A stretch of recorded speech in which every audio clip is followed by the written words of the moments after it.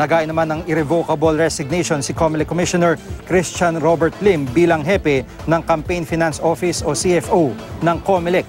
Nagpahayag na ng intensyong magbitiw si Lim noong nakarang linggo kasunod ng desisyon ng COMELEC and Bank na extend ang paghahain ng Statement of Contribution and Expenditures hanggang June 30.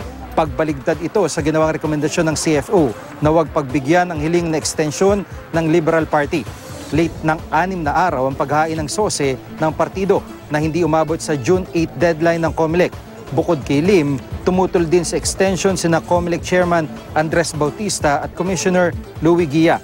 Sabi naman ni Bautista, umaasa pa siyang magbabago ang isip ni Lim.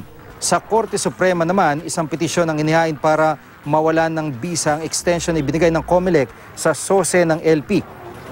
Sa petisyon na inihain ni Attorney Manuelito Luna at retired Colonel Justino Padiernos, nakasad na hindi patas ang ginawa ng COMELEC dahil karamihan daw ng mga partido at kandidato umabot sa deadline sa paghain ng kanilang mga SOSE. Hindi raw magandang halimbawa ang late na paghain ng LP at baka gawin din ito ng iba. Di raw dapat payagang makaupo ang mga kandidato ng LP dahil sa late na paghain ng SOSE. Dati nang sinabi ng LP na late sila sa paghain ng SOSE dahil sa dami ng resibo na kailangan nilang isama sa kanilang mga dokumento. Wala pang bagong pahayag ang LP sa ngayon.